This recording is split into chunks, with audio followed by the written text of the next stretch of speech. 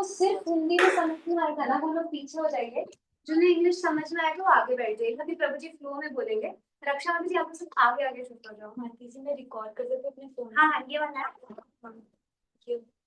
प्रभु जी आप लोग भी आगे हो जाइए, मैं हिंदी पीछे ट्रांसलेशन करूँ तो आप सब पास में आगे हो जाइए। पीछे गिरे।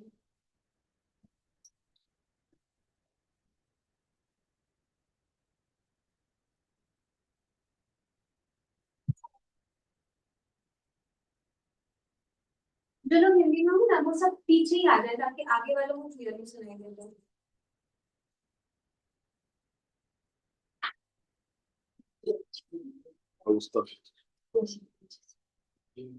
Yes, I have something yesterday. From here, Pitini Mataji.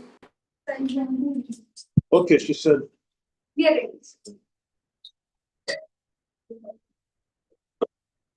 Omaganati Mirandasya Gyanandana Salataya Chakshuromilitamina Tasmai Shri Gurave Namah Sri Chaitanya Mano Visham Sthapitam Yena Bhutale Swayam Rupam Tagamayam Tadai Sadhandikam Vandayapasarupyascha Kripa Sindhu Vivemacha Padinamam Bhavanebhyo Vaishnavebhyo Jaya Shri Krishna Chaitanya Prabhu Nityananda Shri Advaita Gadadhara Srivasadi Gaurabhadravinda Hare Krishna Krishna Krishna Hare Hare Hare Rama Hare Rama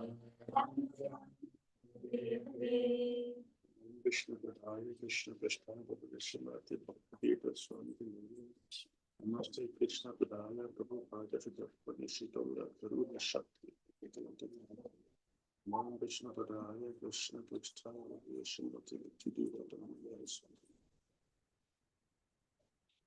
Hare Krishna.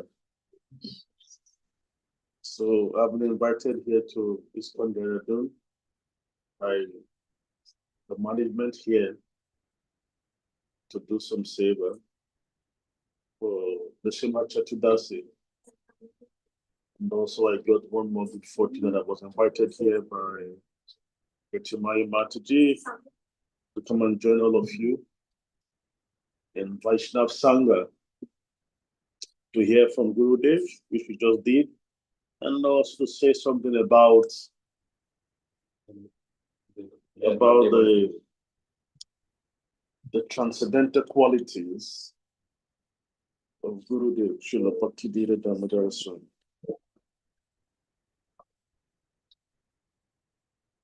The qualities of the pure devotee are often difficult to understand. This is why it has been recommended that we should not go to a pure devotee with our eyes.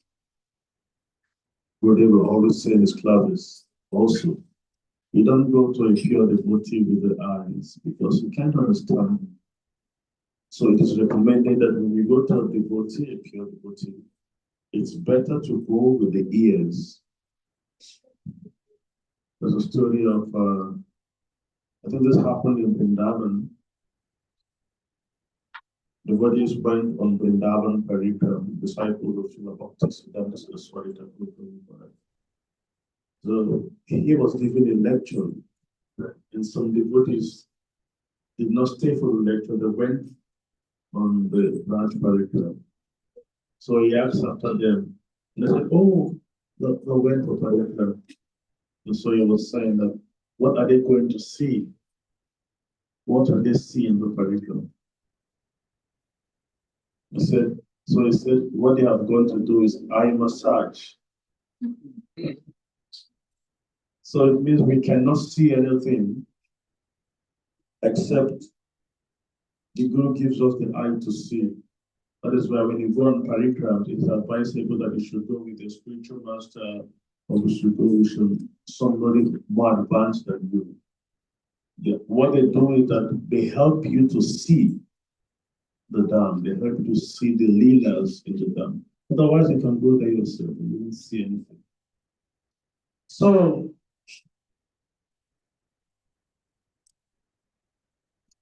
Maharaj Gurudev is an unconventional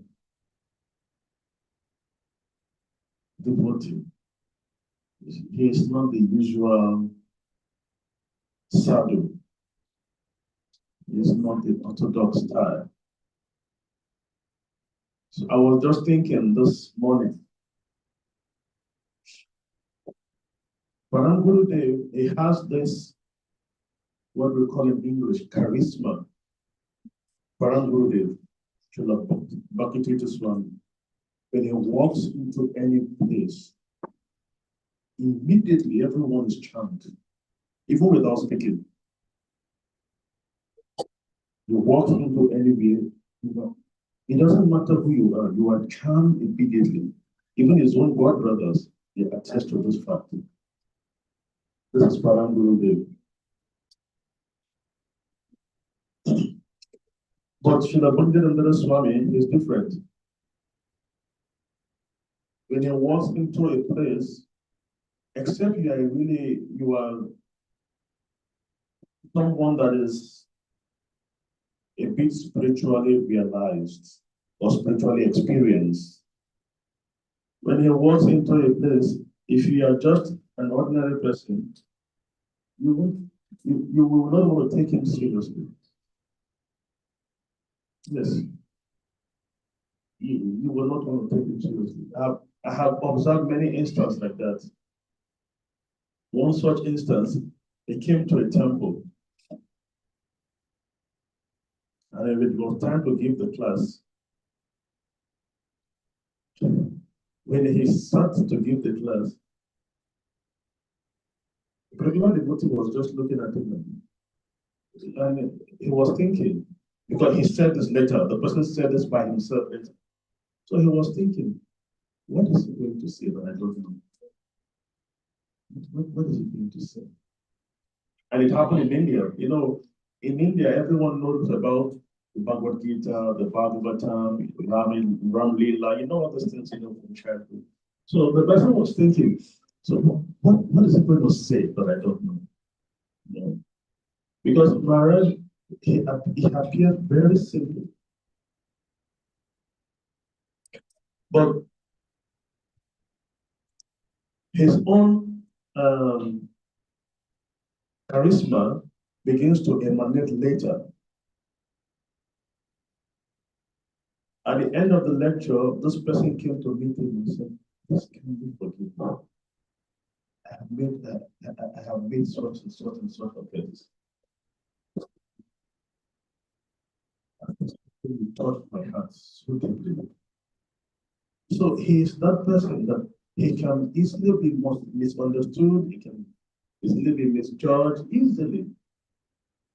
But he is very, very deep devoted, very realized. Now when he speaks, it touches the heart. If you are a pretending devotee around him, not just that he knows, you will also feel a bit disturbed around him. Because as he speaks to the general public, you will think he's speaking to you.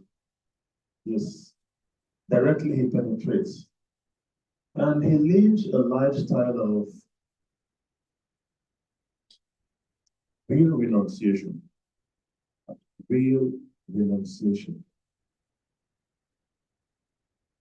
I remember those days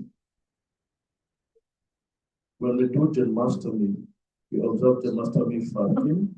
I don't know if he still does it now, but then as brahmachari, we fast on Janmashtami. Normally it's fasting till moonrise, right? So we're fasting to the night. And most of the time, at least in Nigeria, we do the RT by 12 a.m. The last, is it on like that here? We do the RT by 12 a.m. And then after 12 a.m., then we take the shadow. But after 12 a.m. is the next day. And the next day is Prabhupada appearance day.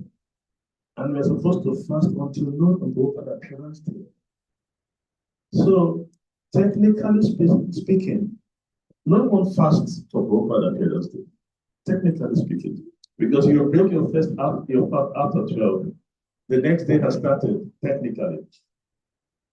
So those days he will fast the whole Janmashtami day, and then he will fast into Prabhupada appearance until, so he will go and break his fast around after 12 the next day. I don't know if he still does like this, but no, this is his regimen I used to do as a brown child. Very strict. And it is his lifestyle. It is not something that he just started suddenly. It has been his lifestyle from his brahmachari days. Very strict and very austere. It's different. I remember those days also Chaturmasya. Now I don't see him physically emaciated. Then during Chaturmasya is physically emaciated. Really emaciated. You will see for the 4 months. Sometimes gone. So he is actually he is worthy of emulation. Anybody who wants to advance in Krishna consciousness, and then you are looking for somebody to inspire you, because sometimes in our devotional practice, it comes to a level where we are in search of somebody to look up to. Yeah, we need some. Yeah, we know the principles, the books are there to read and everything, but we are in search of someone that we can look up to and the person's practical way of life, not just philosophy. Yeah, if you open the YouTube, it's called Desire, there's many lectures to listen to. It's very important. But sometimes we want somebody whose practical way of life mirrors what we need, what is required to advance devotional service. It's very helpful. So when you come to that level, you begin to look for somebody in your life to do that. For everyone, your spiritual master should be that person.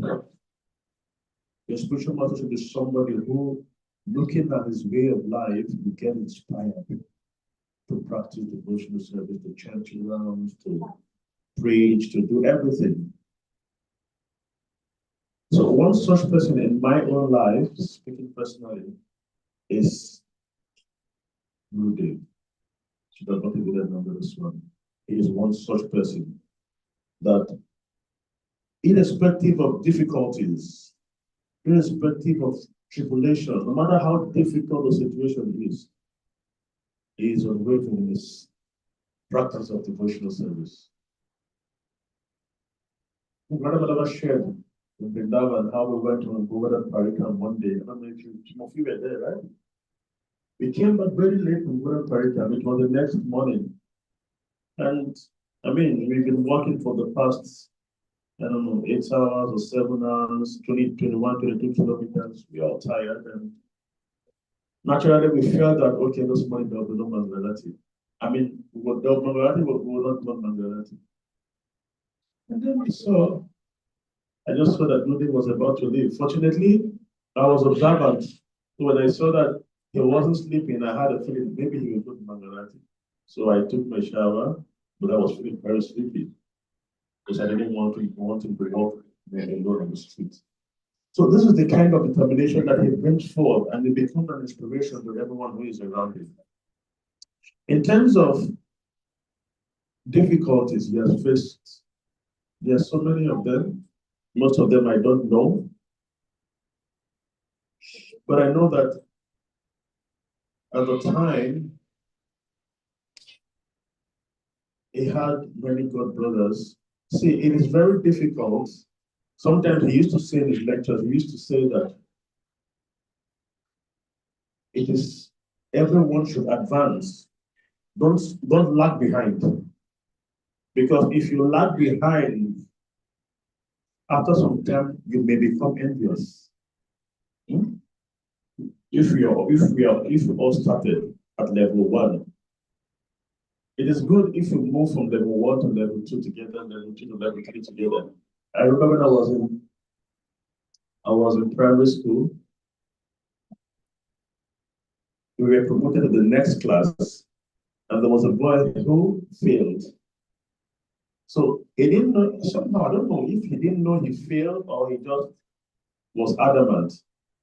When he came to school, he came to the next class where we were promoted to. So when he entered the class, the teacher said, no, you go back to class, different class. He began to weep profusely. That picture never left my head. He began to weep. He wants to be with us. We are all together. And now we have left him. He cried like anything. They're telling him, no, you have to go back. Say, no, this is my class. We are all on the same class. They told him, no, but you have failed. You can't be in the same class. So in devotional service, sometimes it happens when the devotees are not very experienced.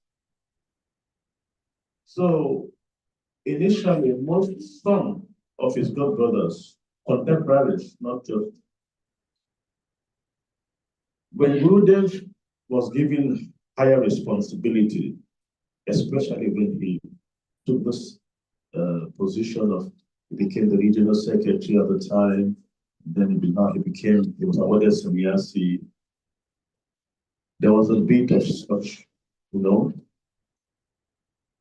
dissatisfaction, we call it envy. Oh, it's our god brother, it was there. It was there. And it destroyed the devotional service of most of my god brothers who were having this mindset. Yes, it destroyed their devotional service. Some of them left the movements. Some of them I know became critically ill. Some left the body. Everyone will leave their body, but some left the body in not very nice way. So yeah, he faced all those difficulties. At the time, people were saying that, okay, Maharaj has taken sannyasi, now he should leave Africa. What is he doing? Now he's a sannyasi. He should leave. He should start traveling. Why is he trying to stay and enjoy the result of being a manager? He's a sannyasi now. He should leave administration. He should go. It was there. We were young, but we saw it. In fact, it shared with me one time that I think this must have been before he became a sannyasi. That one time he actually packed his things and was about to leave. He packed his things, okay. It looks like I'm not being appreciated with all my efforts. And he packed his things and was about to leave. But then he got, because he has that blessing that he has direct communication with his Gurudev. So when he packed his things to leave, Gurudev told him not to go. So that is how he remained back. So despite all those difficulties, he has remained steadfast in his devotional service. That is the bottom line. And that will be an inspiration to all of you who are here. Because in your lives, difficulties will come. Maybe they will come from your parents, maybe they will come from your place of work. If you have children, sometimes it will come from your children, irrespective of where they come from. You have somebody in him who will tell you how to navigate such difficulties. So do not bother about, okay, if I have this problem, how do I go about it? You have somebody who can tell you how to cross over any difficulty in your devotional service, any difficulty you can think about. Both out of experience and out of spiritual realization. Both. Because sometimes if you are only based on spiritual realization, the people you are speaking to feel that, oh, it's because you are a pure devotee, that's why you can do it. But Maharaj has both spiritual realizations and practical experience of situations. Very practical. So this is one thing I wanted to share with all of you. What else? They are not coming today like Brindavan.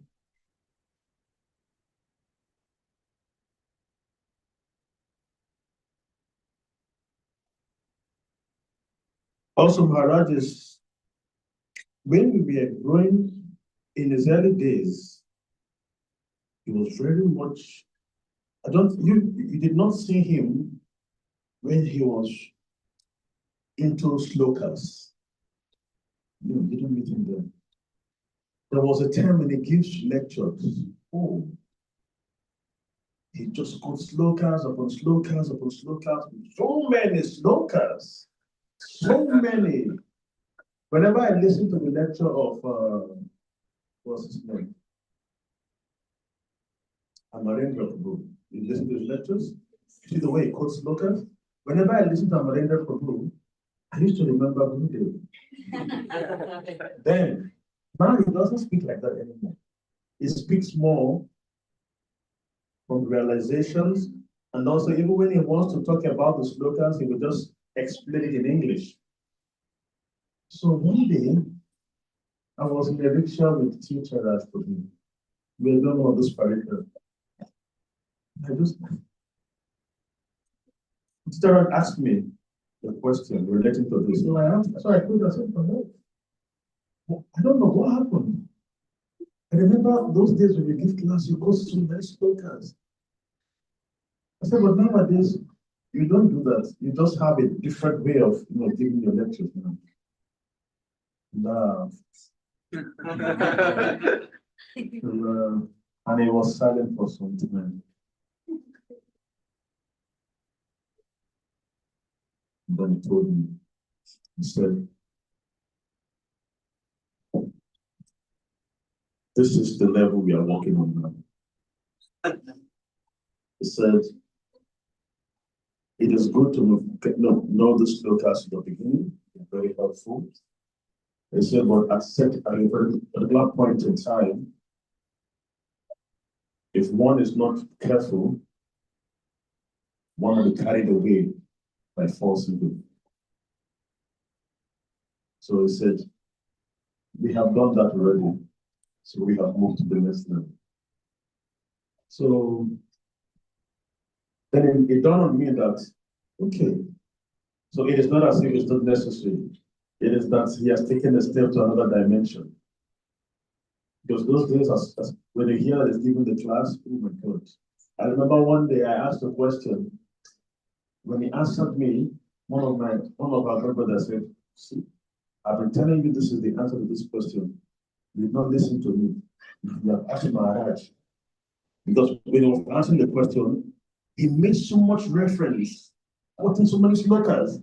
So my grandfather was telling me, he said, when you asked me this question, I told you this is the answer. You did not believe me. Now you're going to ask Maharaj. All your head have been beating the slokas. I never forget that. So you see now you got so much beating, so much slokas. So yeah, this was his person as a brahmachari. And also cleanliness. When you walk into a room, I remember I was told to clean a room. I was the temple commander. He was coming to his company as the regional secretary. So I cleaned where he was supposed to stay. But somehow or the other, it was not, I didn't clean it. I think I assigned someone to clean. And it was not properly done. And he's very sensitive to a dirty place. So when he walked in, the first thing he did, when he was walking in, he walked on his toes. Normally, but he walked like, I saw that he was tiptoeing. It means there are some grains of sand.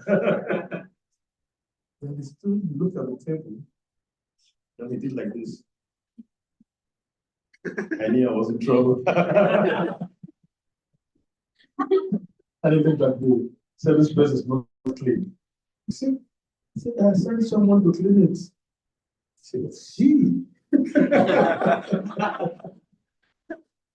This is one of his qualities. He's extremely clean. Extremely clean. One of our god brothers, Ben, his name is Satyanan, that used to tell me that when he was a Pujari, in Maharaj was a Pujari, he would not sit on the same mat with devotees. Not because he's showing superiority. No, because he's going to enter the altar with that cloth. So for the sake of Krishna, he doesn't want it to be in any way contaminated. So when he comes out of, let's say it's often bold, for example. So when he comes out of the altar, he will stand close to a pillar. He will not sit on the same mat or floor until he finishes his, deity services. Then he can mix up with the devotees. So this is the quality of cleanliness. A Brahmin should be clean. And not just a Brahmin, every devotee. Krishna is Sukla. Another meaning of Sukla, not just white, it means clean. So he's exceptionally clean. And of course, I think we all know about his inclinations for kirtan. We all know about that, right? He is a kirtan Mahajan. Kirtan Mahajan.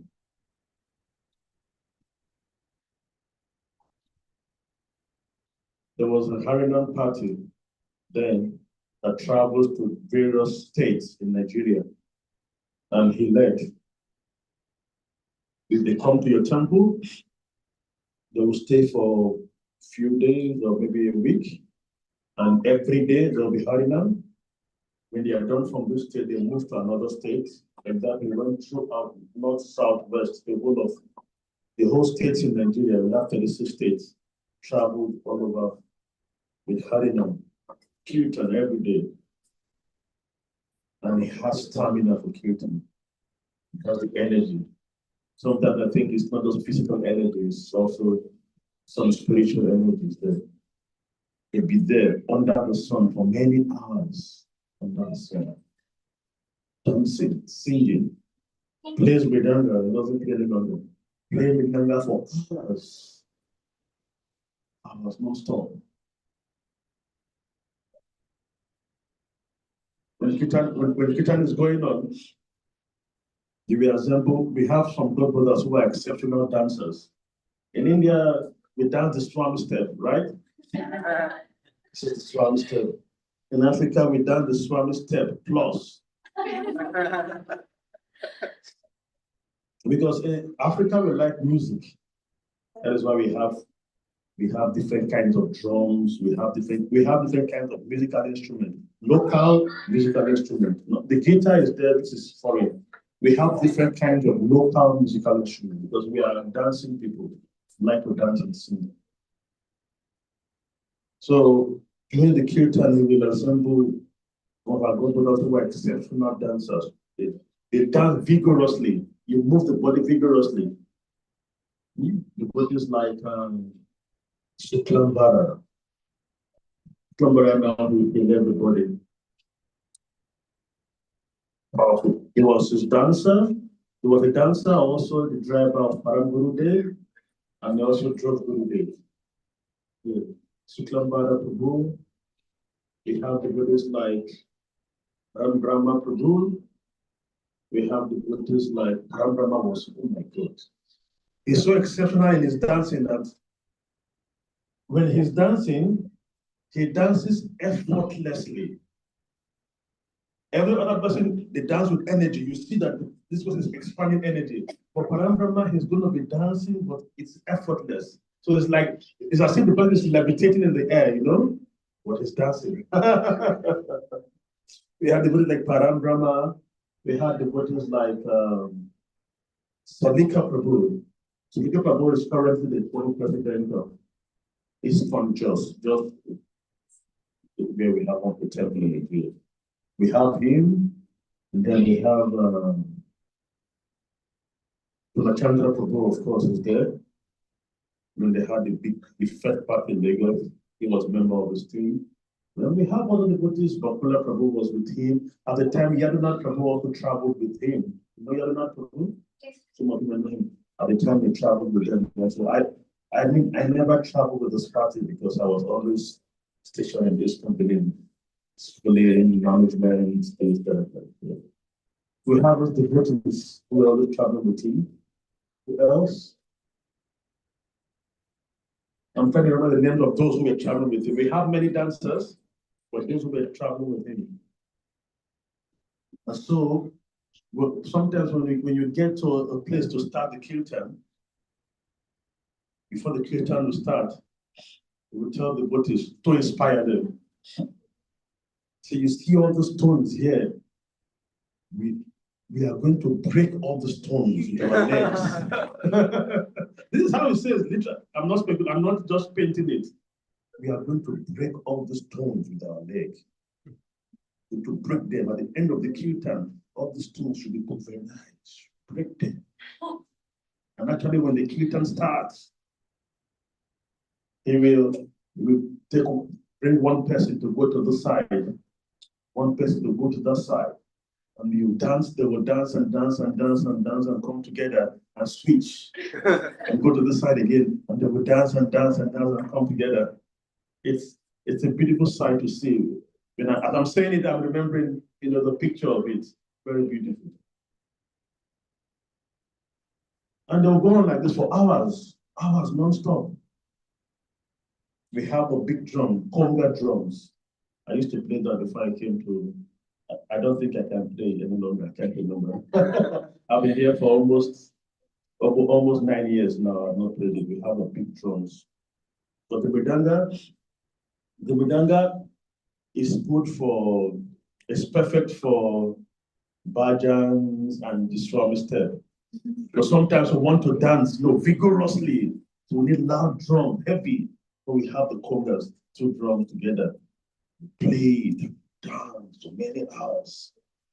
And you close with it. There is a photo I saw, I don't have it, of who did all the stones is soaked after kirtan. Have you seen it? Anybody have seen it? Have you seen the photo? I saw it somewhere, a photo of Gurudev. His cloth was soaked with perspiration, sweat. I saw it somewhere on the internet.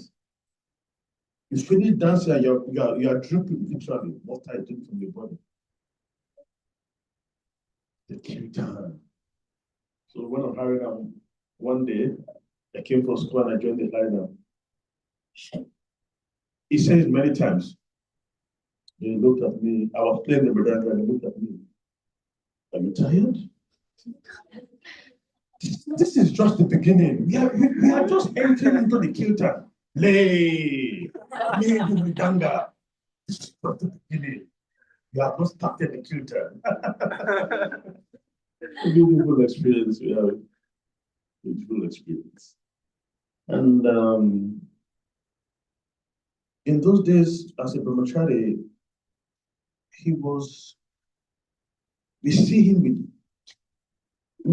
Now we still see him with awe and reverence, but he is more approachable to us now.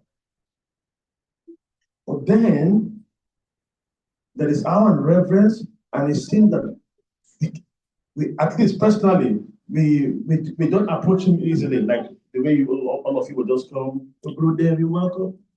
Those days, it wasn't like that for us, for most of us. When there's an announcement that Maharaj is coming to the temple, is coming from Lagos to this company, wow, that day we would declare Maha cleaning. Maha cleaning. Tell the ladies, you must clean your rooms. I was commander. I said, after cleaning your rooms, I will come and inspect, the level of cleanliness. The boys, you must clean your room, the kitchen, everywhere. He may not come and inspect all those places, but just the announcement that he is coming, everybody's up. You're on your tools. You must do this, okay, clear the trash, make sure that when he's driving in, the trash is not visible, make sure the place is well clean, That was the kind of mood, but more power and reverence. But now, when he became a sannyasi, I see that he has become more approachable. Yes. Those days when he come to the temple, how is it possible that people will come around? No. So he comes, he has his discussion, maybe they have a meeting, he's with the temple president, the vice president, or the treasurer, whatever he operates mostly at the managerial level. Yeah. But now he has become more approachable. So like I would say it's more fatherly now. Then it was very tough. But now it's more lax. So he can come and everybody can come around him and interact with him, share your personal experience with him and like that. But as a Brahmachari, he was strict, tough. And so we see him from afar. It's like the service. It's like the way Lord Krishna is worshipped in Vaikuntha and the way he's worshipped in Vrindavan. In Vaikuntha, it's awe and reverence from afar. That's so me. Yes, sir. But in Vrindavan, hey, come here, people play around him. He plays football with the Gopals, he dances with the gopis. So something like that. He's a bit more relaxed now as a sannyasi, and then he's able to get interactions with devotees very easily. Yeah. So this was the right time for all of you. It is the best time actually for all of you because it's really well approachable now, not like those days. And also,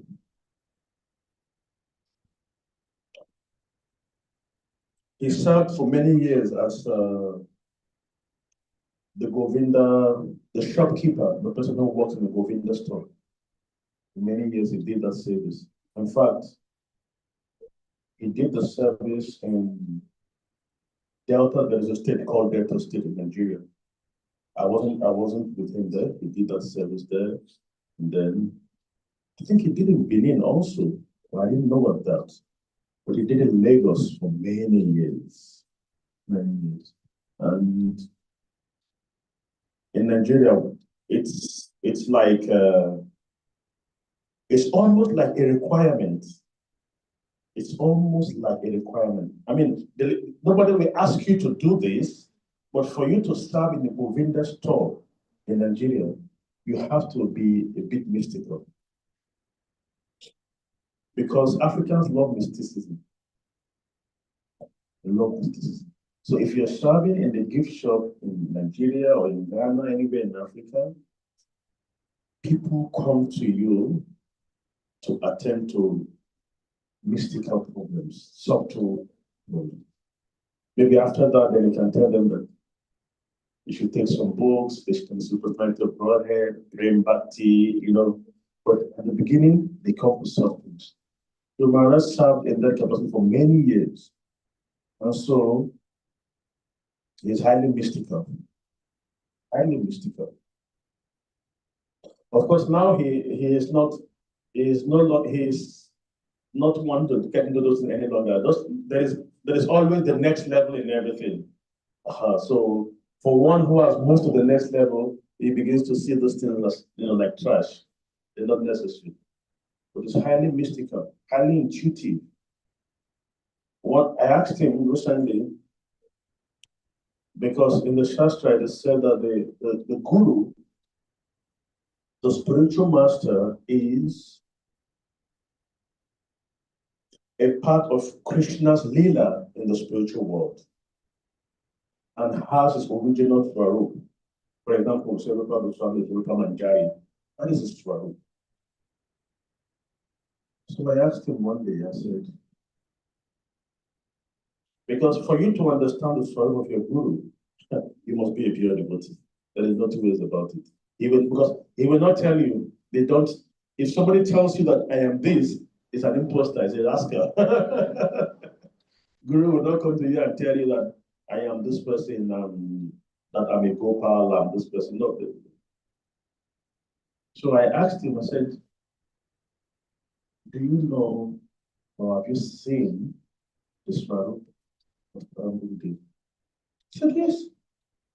The way he said yes, you know, when you ask somebody, it's like, okay, ladies, it's like asking a lady, can you boil water? What's that? What's that? Do you know how to boil water? I mean, the person, yes, like it's nothing. What's that?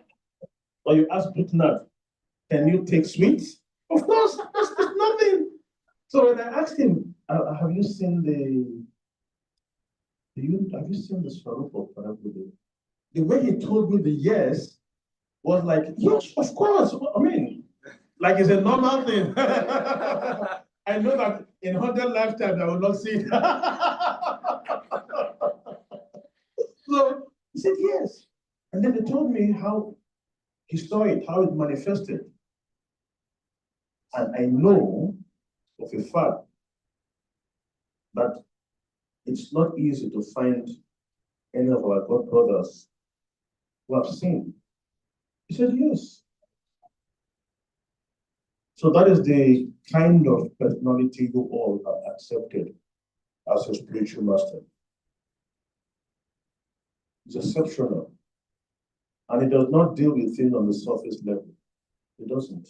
It's very deep, very steep in devotional service, very deep. So all of you who have accepted him, either as your Diksha Guru or your Shiksha Guru, or whatever counselor, you are very, very fortunate.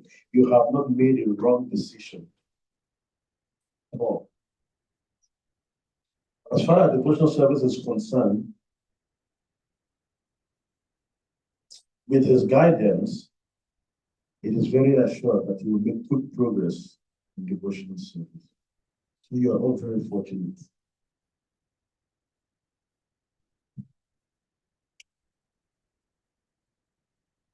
I'm picking up on the subjects to share before I go.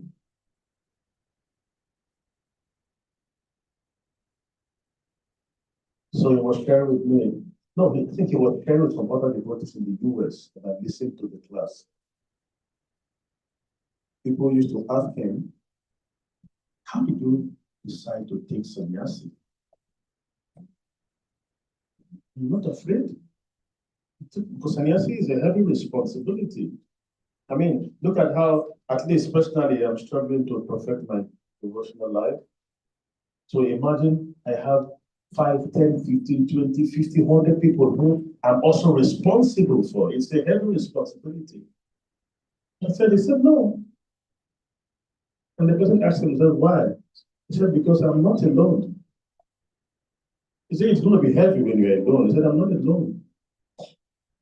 And so in this lecture, he was explaining to the devotees how he was called by the spiritual master, by his own spiritual master, to take up. I think we acted a drama somewhere in Vrindavan. Last year. Huh? Last year in Last year. Yes. Yes. Okay, so yeah, so he was called upon by Paramguru to take up that responsibility. And he was reluctant for some time. And then Prabhupada, was it Prabhupada? Bhaktisiddhanta came forward also, and like, why is he not taking up this responsibility? So for him, accepting this responsibility of becoming a guru is not just a personal thing. It's a mandate which has been given to him spiritually before it manifested in the physical realm. It's been given to him. So there is no doubt that he is a pure devotee, he is well situated, and you should be rest assured that you all become pure devotees if you follow as he is teaching. And I know all of you are responsible Vaishnavas. So there is no doubt that you will be a good example to other devotees in the future. Hare Krishna. Thank you very much.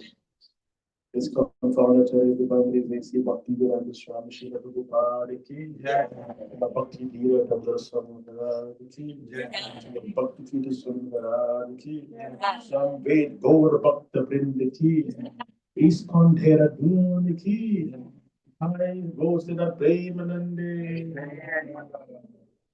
Praise Vishnu Prabhu ki. Gopal ki. Shabhi Pasthi Gaze, Vachavi Gundam Papa, Yo Vaishnavi View and Mohan. Prabhuji, are you available to take some questions? Like, if regarding some parts of Srila Guru's time, are you available to take some questions? Yes, people have questions. Are you going to stop this? I don't know. So this is one. Okay. Prabhuji, can you tell some more pastimes about mystical things of Gurudev? So what did you know? So,